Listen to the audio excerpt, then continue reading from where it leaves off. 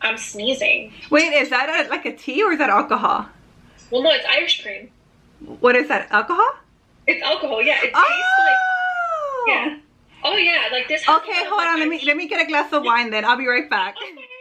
Hi guys, welcome back to my channel. My name is Jizzelle and thank you guys for watching. Today I have a very special guest and a very good friend of mine, Linanyi.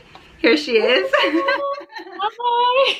Yeah, so today we're gonna have we're just gonna talk. You're gonna get to know us, and we both just started our channel. She started way before me, a couple months ago, and she's doing great. I just started a couple weeks ago, so keep watching us.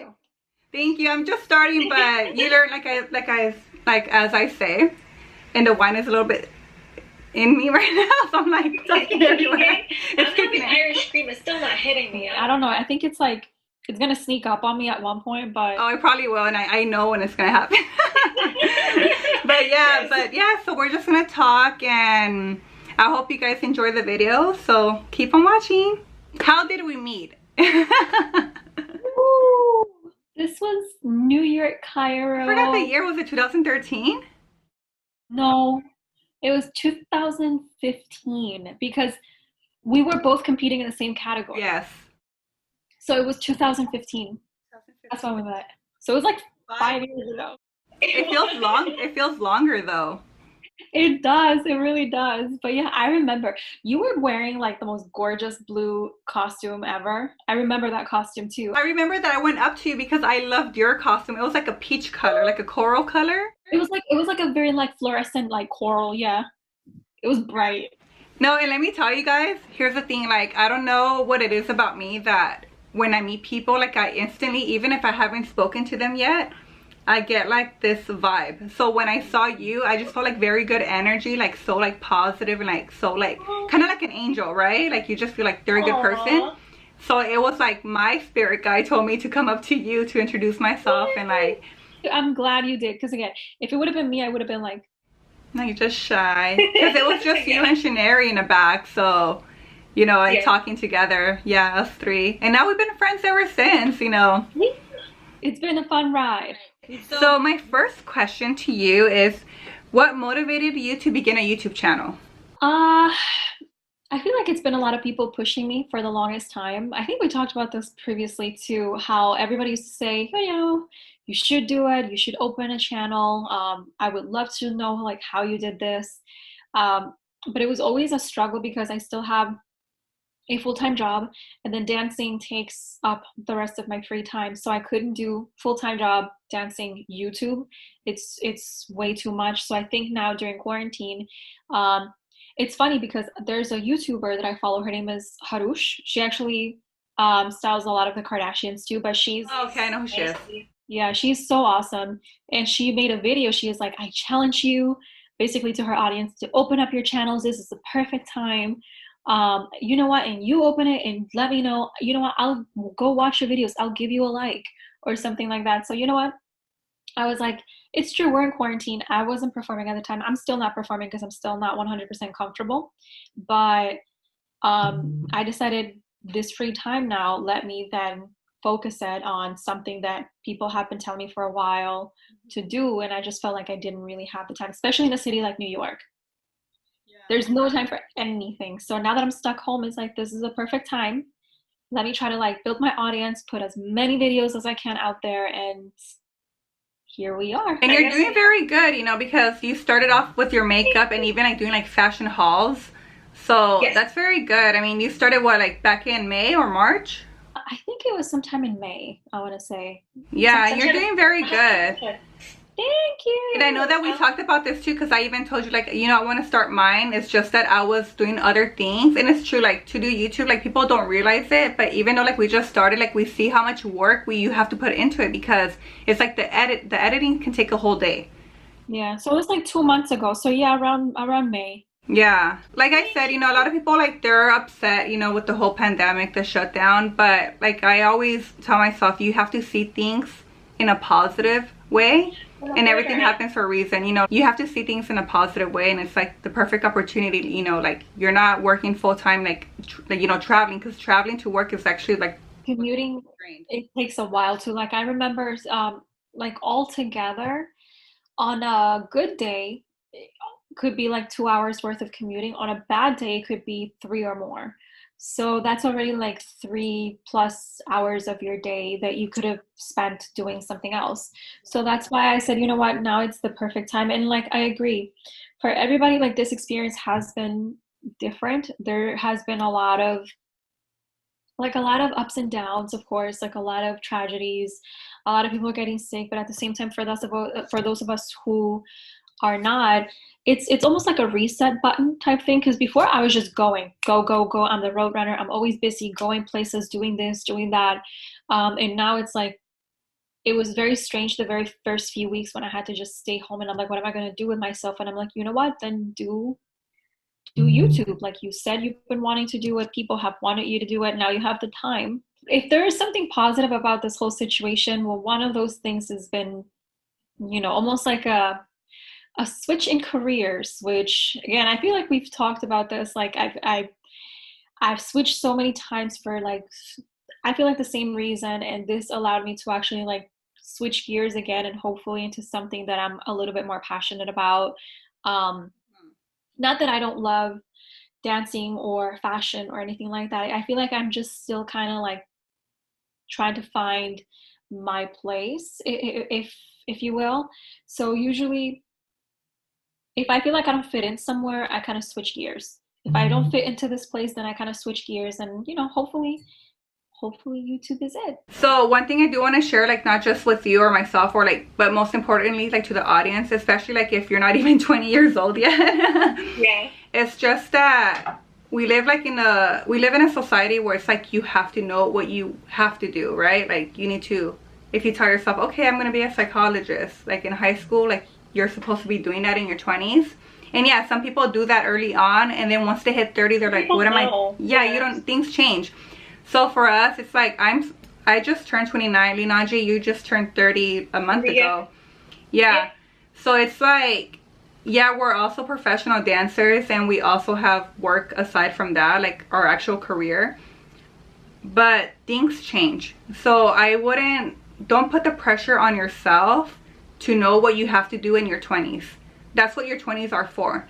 To learn what you like, what are your passions, what are things that you dislike. Try to apply for as many jobs as you can. Try everything out and stick to it. And if it doesn't work out, it doesn't work out. Things happen. But it's always good to try new things. Like just because we're professional dancers, it doesn't mean, okay, we have to invest our whole life into dancing. We have other passions aside from that, So it's just taking it day by day and experimenting and seeing what's good for you and trying new things. I feel like when people try new things, you grow as well.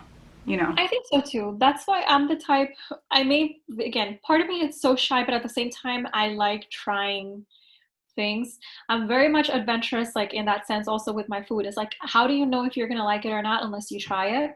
I feel like it's a motto that I also have in life. How am I going to know whether it fits me or suits me if I don't try it? And it's funny because I found a post the other day. It's a zodiac post, but I feel like it explains it, like it describes me to a T. It says Cancers never learn anything by being told. They have to find out for themselves. Like you can't just know something because you're told. Sometimes you just have to like do it for yourself, and you have to basically see, is it going to work for me or is it not? And I feel like that's what I've done. I feel like for me, what sometimes doesn't work, it's my reaction towards people's actions. That's your moon sign speaking. Yes. It's like what happens is like I try something, but then and this is like one of my flaws, and I know it's something that I'm still working on, but like I do something and then I kind of see people around me and they may not react a certain way, or they may be too catty or competitive, and then I'm like, let me try something else. And then I feel like that's part of the reason why I've been switching gears. But I think I've told you, like, it's just a time for me to just say, like, no, like, this is my place. You have your place. I have mine. Set your boundaries, for sure. Yeah, exactly. Instead of just kind of, like, avoiding the situation, just, you know what, stand your ground and say, this is my place. You have your place. There's room for everybody. Exactly. So, and like I told you the other day, too, it's like the moment you start setting your boundaries, It's like the people that are meant to be in your life will stay in your life. Exactly. And the ones who are not meant to be in your life, they will be scared of like your growth and your change, that they're gonna put themselves out of your life without you having to do the work. You won't help anybody if you don't learn how to help yourself. So that's why, yeah, setting boundaries, it's important. And, you know, again, help yourself before you help others, because you cannot basically give water to anybody if your glass is just completely empty. Exactly. And that goes into like my next question. It's, on your hard days, what motivates you to get up and start your day? Like, I've always had, especially like my mom, she's very much the type who's like, you can have your off time, you can have your alone time, or you can have your moments in which you can be, you know, moody or sad or anything like that. But then she's like, okay, if you need to cry, give yourself 5-10 minutes, wipe up your face, keep going, because there's just no other choice. Meaning, like, a release of emotions is good, but at the same time, it's not going to do anything for you if you just stay in that mood. Like, if you just stay in that place of mind, in the end, it won't do anything for you. It's okay to release it and let it go, but it's not okay to actually stay in it. And it brings me back to one of my favorite shows is actually American Horror Story. And I remember in season 3, Coven, Cordelia actually told her mom before she passed away, like, the only way out is through. You have to basically like let it all in, and then let it all go. Yeah. So yeah, it's basically the same thing that my mom said. Just like, either, you know, feel it, get over it, and keep on going. It's easier said than done sometimes, but on the other hand, what other options do you have? Like, I feel like the alternative doesn't seem that good, to just stay moping and not do anything. So yeah, it's okay to like have your moments, but what gets me up, like what gets me out of bed in the morning, it's the fact that, you know, there's no other choice. Either I just mope, or I face it and I get over it, and tomorrow is a brand new day with brand new possibilities. So yeah, those are the two things. My mom and funny enough, American Horror Story. And especially now in quarantine, it's like, I remember like when the shutdown first happened. I mean, it started first in New York, then it did here in California. Yeah. But when it happened in California, it's like people were like, oh my God, I have to stay busy. I need to do things. I need to, like, you know, keep myself busy. But then at the same time, it's like, wait a second, like, hold up, like, this is a new normal right now. Like, you gotta take a break and like hit the reset button, you know, because that happened to me. When it happened, I was like, okay, I need to do this and that. And I was consistently busy, and towards the end of May, I was just like drained. I felt like I did not rest, and I spent like a whole month and a half just like I didn't want to do anything. And then I'm like, you know what, like, I've always wanted to do the YouTube. Let me start on it. I downloaded TikTok because I just went into it. TikToks are so good. Let me tell you, I am not a TikTok person, but every time I see yours, I'm like, oh my gosh, she's actually so good at it. I mean, they're fun, thank you, but I've been lagging it for like the past 2.5 weeks. I need to get back on it. Maybe after we finish talking, I'll probably do some videos. I haven't. Reels now.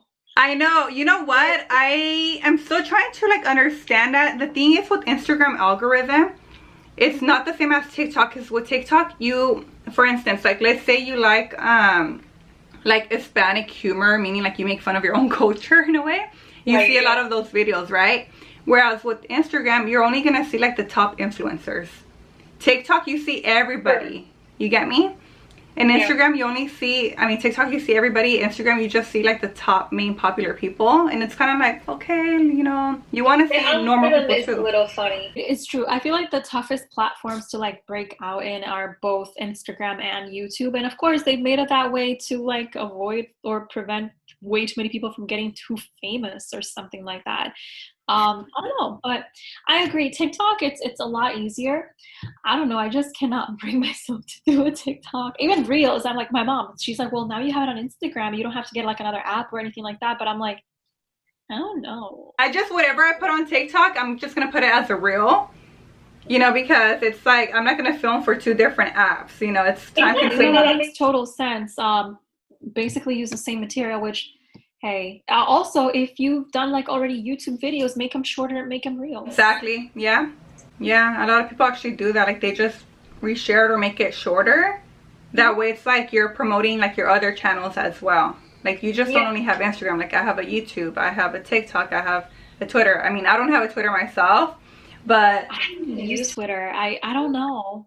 I don't know if I would even get that because I used to have it and I just felt like I was talking to myself the whole time. I'm either, even Facebook, like I don't use it as much. Like my main one is Instagram. Like Facebook, I may like go up here and there. And actually a little secret, my mom is the one who's using my Facebook. My mom's the one that promotes my stuff. Yeah, my mom promotes my stuff. I don't even like, I just share whatever here and there, but my mom's the one that like does my things. Yeah. Yeah, it's so weird. So I tell her, it's like, why don't you get your own Facebook page? And she was like, why? I have yours. And I'm like, okay.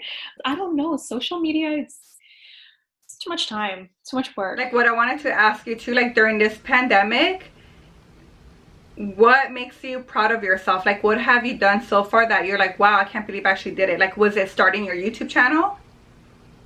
It's been a few things. Like definitely starting YouTube is one of them. Just because again, it takes, I feel like it takes courage to put yourself out there.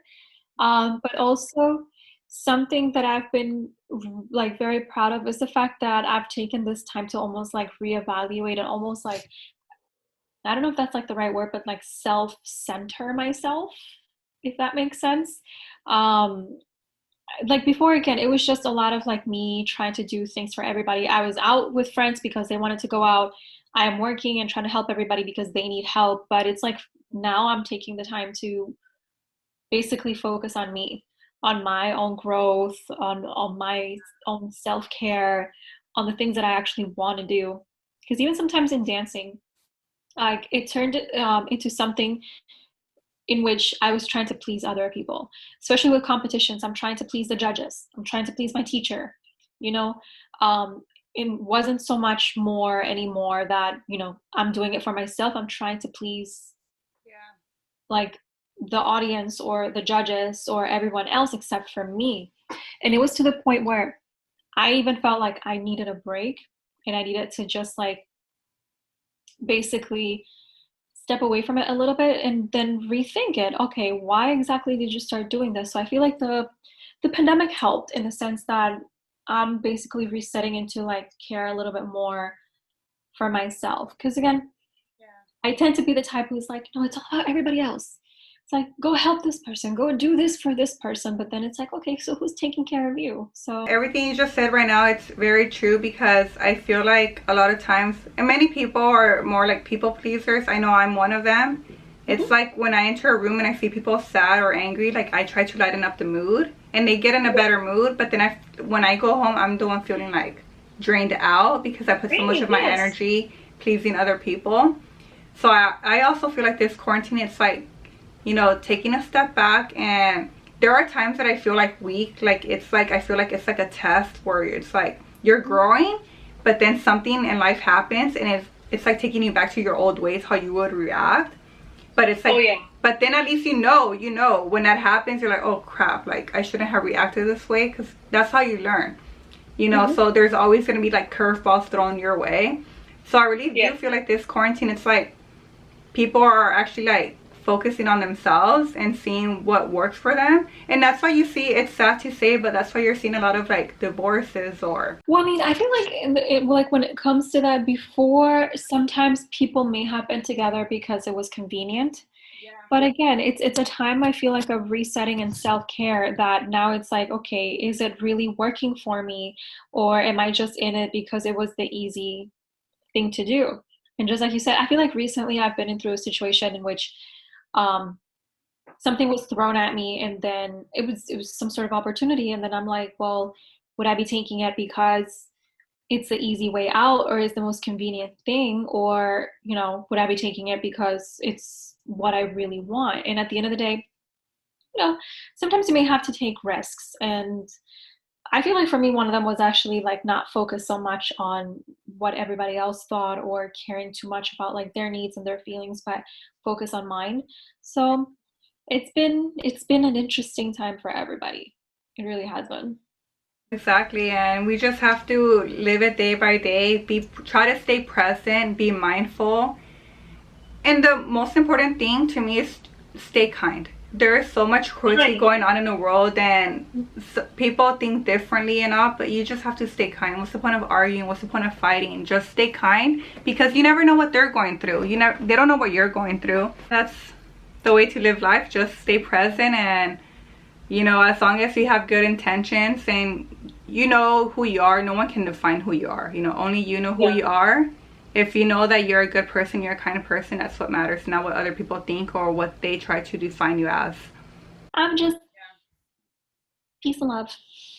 Exactly. I get crabby sometimes.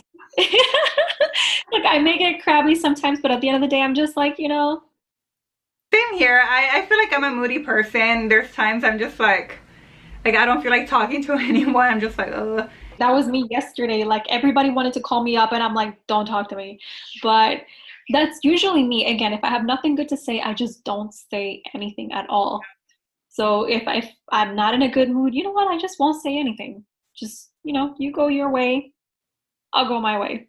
And then I'll come back and be like, hey, what's up? But so with that being said, you know, like knowing that how we are and what is one word that can perfectly explain who you are? Like, what's one word to describe yourself?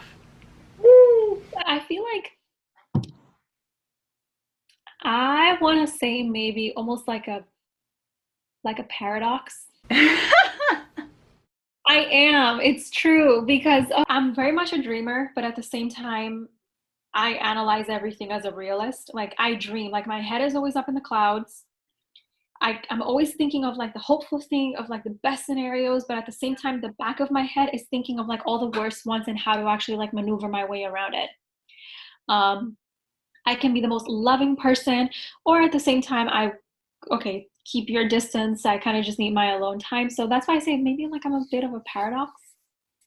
That's like I'm just a little bit of everything. Yeah, like I can be like two extremes. Like sometimes there's no in between. So that's why I feel like maybe a paradox. That's what I am. Yeah, I feel like, you know what, I think I would say the same. I mean, for myself, even asking myself that question, I'm kind of like, I don't know. It's hard to describe yourself because we're so used to having other people describe ourselves, who we are. But I don't know, I just feel like I guess I can just say that I'm just strange in a way.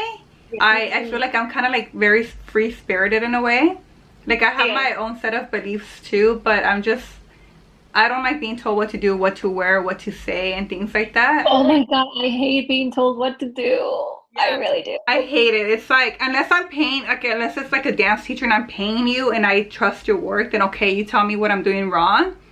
But other than that, if it's someone that I don't like, that doesn't really need to be saying anything, or they don't know who I really am, why are you like criticizing me, you know? I don't necessarily like being told what to do. I'm pretty self-sufficient.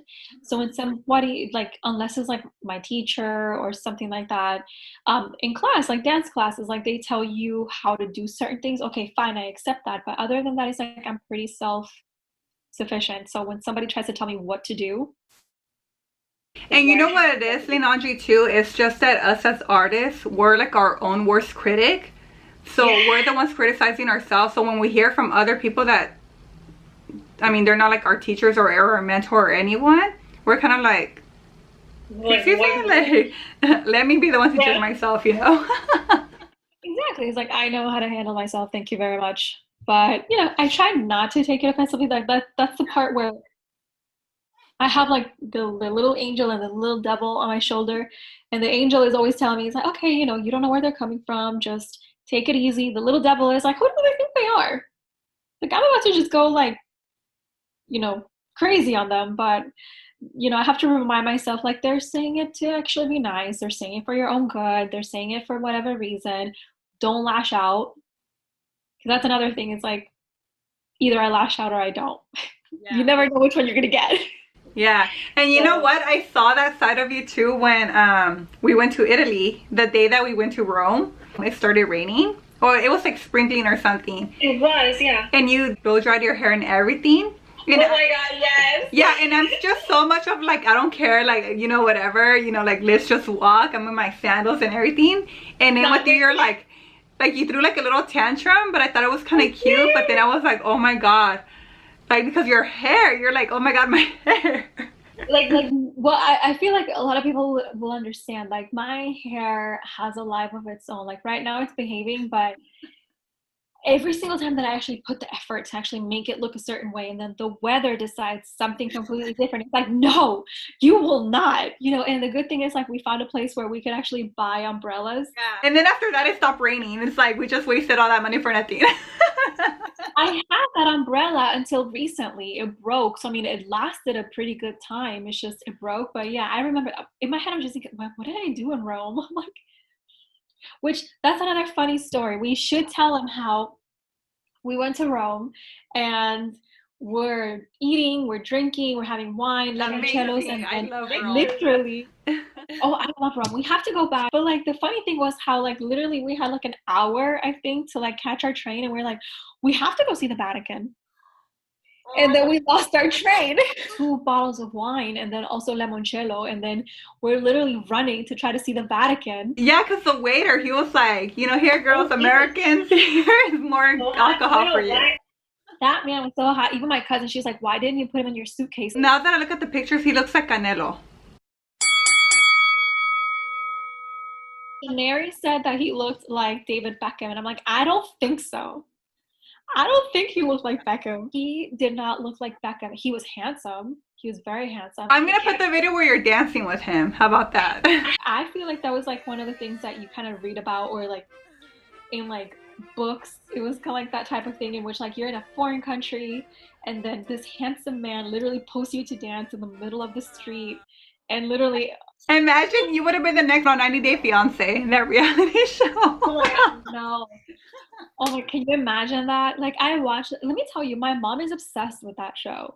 And every single time I'm watching it, like this is the rational part of my brain thinking like, coming, and then we're like, well, we have to go see the Vatican. And I swear, my grandmother would not have forgiven me being in Rome and not taking a picture at least in the Vatican. And then literally we're running, which I feel like you have a video too of like us. I'll put it here. I'll put it here.